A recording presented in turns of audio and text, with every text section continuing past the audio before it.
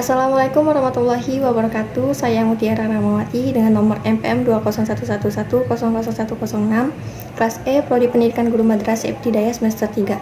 Pada video kali ini saya akan menjawab soal UTS Sejarah Kebudayaan Islam dengan dosen pengampu Ibu Eka Tusyana. Baiklah, langsung saja ke jawabannya. Soal yang pertama yaitu tentang pengertian sejarah, pengertian kebudayaan, dan pengertian sejarah kebudayaan Islam beserta pentingnya mempelajari sejarah kebudayaan Islam. Yang pertama, pengertian dari sejarah. Sejarah diambil dari bahasa Arab yaitu syajaratun yang artinya pohon. Dikatakan demikian sebab pohon akan terus tumbuh dan berkembang layaknya sejarah. Sebagian pendapat juga menyatakan bahwa sejarah merupakan peristiwa yang benar-benar terjadi pada masa lampau. Selanjutnya, pengertian dari kebudayaan. Kebudayaan berasal dari bahasa Sanskerta, yaitu budaya, yaitu bentuk jamak dari budi yang berarti budi atau akal. Kebudayaan adalah hasil kegiatan dan penciptaan akal budi manusia seperti kepercayaan, kesenian, dan adat istiadat. Nah, dari pengertian dari sejarah dan kebudayaan tadi, kita dapat ambil kesimpulan bahwa pengertian dari sejarah kebudayaan Islam yaitu merupakan peristiwa yang pernah terjadi pada masa-masa lampau yang di dalamnya terkandung ilmu pengetahuan, kepercayaan, kesenian, moral, hukum, serta adat istiadat, dan berupa perkembangan hasil pemikiran yang terjadi pada masa Islam sejak zaman Nabi Muhammad SAW hingga sekarang. Serta pentingnya mempelajari sejarah kebudayaan Islam ini agar kita dapat mendapatkan informasi dan pemahaman mengenai asal-usul budaya pra-Islam yang pernah diraih oleh umat Islam pada masa lampau dan mengambil pelajaran dari kejadian-kejadian tersebut. Soal yang kedua yaitu tentang keadaan bangsa Arab pra-Islam serta periode dakwah Nabi di Mekah dan Madinah. Jadi pada masa pra-Islam ini secara umum dikenal dengan sebutan zaman jahiliyah, yaitu zaman kebodohan, yang dimana mereka tidak mempunyai sistem pemerintahan yang ideal dan tidak mengindahkan nilai-nilai moral sehingga masyarakatnya memiliki akhlak yang sangat rendah. Dan pada masa pra-Islam ini sebelum kedatangan Islam, di mana banyaknya orang-orang yang menyekutukan Allah dengan cara menyembah berhala atau patung-patung yang dianggap suci oleh mereka. Pada malam bertepatan dengan malam Jumat, tanggal 17 Ramadan, ketika Rasulullah bertafakur di Gua Hiro, saat itu Rasulullah berusia 40 tahun, beliau didatangi malaikat Jibril dengan membawa wahyu pertama dari Allah yang tercantum dalam surat Al-Alaq ayat 1-5, hingga Rasulullah menerima wahyu yang kedua yang tercantum dalam surat Al-Mudaththir ayat 1-5.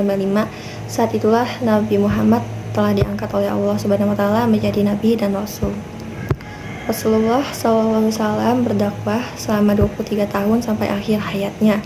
Dari 23 tahun masa kerasulannya, 13 tahun ia habiskan dengan berdakwah di kota kelahirannya yaitu di Mekah dengan strategi dakwah Rasulullah secara sembunyi-sembunyi dan secara terang-terangan, sekalipun Rasulullah menerima siksaan dari kaum kafir Quraisy. Sedangkan 10 tahun sisanya ia habiskan dengan berdakwah di kota Madinah. Soal yang ketiga yaitu tentang peradaban Islam pada masa Khalifah Rasyidin serta 4 tokoh yang ada dan perkembangan yang ada pada masa Khalifah Rasyidin. Jadi Khalifah Rasyidin bermakna sebagai pengganti Rasul yaitu Khalifah. Adapun pencetus nama tersebut adalah orang-orang terdekat Rasulullah. Adapun 4 tokoh pemimpin Khalifah Rasyidin yaitu Abu Bakar As-Siddiq, Umar bin Khattab, Utsman bin Affan, dan Ali bin Abi Thalib. Perkembangan di bidang politik setelah Rasulullah wafat, sejumlah tokoh kaum Ansor dan Muhajirin berkumpul untuk bermusyawarah memilih siapa yang ditunjuk menjadi kepala negara menggantikan Rasulullah. Dalam musyawarah itu terjadi perdebatan antara dua kelompok yang menganggap kelompoknya paling pantas menggantikan posisi Nabi. Tetapi Abu Bakar tidak setuju hingga beliau mengusulkan Umar bin Khattab diangkat menjadi khalifah. Tetapi usul beliau tidak diterima oleh Umar bin Khattab dan mengatakan bahwa Abu Bakarlah yang pantas menjadi khalifah Nabi. Hingga setelah wafatnya Abu Bakar, pemerintahan selanjutnya dipimpin oleh Umar bin Khattab Utsman bin Affan hingga pada masa pemerintahan terakhir yaitu pada masa Ali bin Abi Thalib. Perkembangan di bidang ekonomi, adapun sumber perekonomian pada masa ini yaitu pendapatan dari zakat dan pendapatan dari khams dan sedekah, pendapatan dari pajak, pendapatan dari sedekah non-muslim, dan pendapatan lain-lainnya. Dan adapun perkembangan di bidang ilmu pengetahuan pada masa Khulafaur Rasyidin ini merupakan waktu awal berlangsungnya dakwah Islam. Oleh karena itu, ilmu yang berkembang pada masa ini adalah ilmu-ilmu keislaman, misalnya ilmu fikih, Al-Quran, dan hadis. Soal yang keempat yaitu tentang peradaban Islam pada masa Bani Umayyah beserta perkembangan yang ada. Sebelumnya, Bani Umayyah adalah kekhalifahan kedua yang didirikan setelah wafatnya Ali bin Abi Thalib, yaitu kekhalifahan terakhir dari Khulafaur Rasyidin. Adapun pendiri khalifah pertama Bani Umayyah yaitu Muawiyah bin Abu Sufyan. Kondisi perpolitikan pada masa dinasti Bani Umayyah ini cenderung stabil. Kebijakan politik yang terjadi pada masa Bani Umayyah adalah terjadi pemisahan kekuasaan antara kekuasaan agama dengan kekuasaan politik. Perekonomian pada masa dinasti Umayyah ini mengalami kemajuan dengan berbagai kebijakan seperti menjadikan Cordova sebagai pusat bisnis dan ilmu pengetahuan, melakukan reformasi agraris dan pembukuan pasar khusus.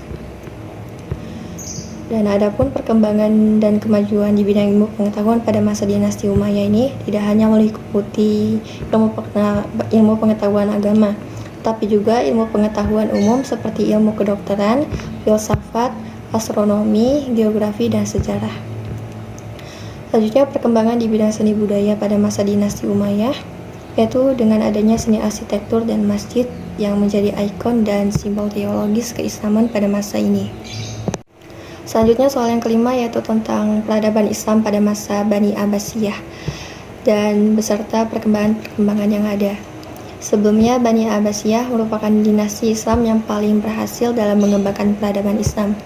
Perkembangan di bidang politik pada masa Bani Abbasiyah ini, itu kekuasaan politik mengalami penurunan, terutama kekuasaan politik sentral. Hal ini dikarenakan negara-negara bagian tidak menghiraukan pemerintah pusat kecuali pengakuan politik saja. Dan selanjutnya, perkembangan di bidang pemikiran. Melalui gerakan pemikiran Islam, berkembanglah di ilmu-ilmu agama atau ilmu-ilmu keislaman. Contohnya seperti ilmu Al-Quran, ilmu qiraah, ilmu hadis, ilmu kalam, ilmu fikih, serta ilmu bahasa dan sastra. Di samping itu juga berkembang ilmu-ilmu sosial seperti filsafat, bahasa, sastra, matematika, geografi, astronomi, kimia, dan lain-lainnya. Dan selanjutnya perkembangan di bidang ekonomi, yaitu terdapat di bidang pertanian yang berkembang pesat pada awal pemerintahan dinasti Abbasiyah, karena pusat pemerintahannya berada di daerah yang sangat subur, yaitu di tepian sungai yang dikenal dengan nama Sawat. Perdagangan dengan wilayah-wilayah lainnya juga merupakan hal yang sangat penting. Secara bersamaan dengan kemajuan dinasti Abbasiyah, dinasti Tang di Cina juga mengalami masa puncak kejayaannya, sehingga hubungan perdagangan antara keduanya menambah semaraknya kegiatan perdagangan dunia. Dan perkembangan di bidang seni budaya, perkembangan peradaban Islam pada masa dinasti Abbasiyah ini sangat maju pesat karena upaya-upaya dilakukan oleh para khalifah di bidang fisik. Hal ini dapat dilihat dari bangunan-bangunan yang berupa kutab, majelis mudhahoroh, perpustakaan Darul Hikmah, madrasah Perdana Menteri, serta masjid. Dan terdapat pula perkembangan pada seni kaligrafi dan seni musik. Selanjutnya, soal yang terakhir atau soal yang keenam yaitu tentang peradaban Islam di Spanyol dan perkembangan-perkembangan yang ada. Sebelumnya, Islam di Spanyol pertama kali masuk ke Spanyol pada tahun 711 Masehi melalui jalur Afrika Utara. Spanyol sebelum kedatangan Islam dikenal dengan nama Iberia atau Asbania, kemudian disebut Andalusia ketika negeri subur itu dikuasai bangsa Vandal. Dan dari perkataan Vandal inilah orang Arab menyebutnya Andalusia. Dalam proses penaklukan Spanyol, terdapat 3 pahlawan Islam yang berperan penting dalam memimpin satuan-satuan pasukan di sana. Mereka adalah Tarif Ibnu Malik, Torik Ibnu Ziyad, dan Musa Ibnu Nusair. Perkembangan Islam di Spanyol terbagi atas 6 periode, yaitu periode pertama dari 711 sampai 755 Masehi, periode kedua dari 755 sampai 912 Masehi, periode ketiga dari 912 sampai 1013 Masehi, periode yang keempat dari 1013 sampai 1086 Masehi, periode kelima dari 1086 sampai 1248 Masehi, dan yang terakhir periode ke-6 yaitu dari 1248 sampai 1492 Masehi.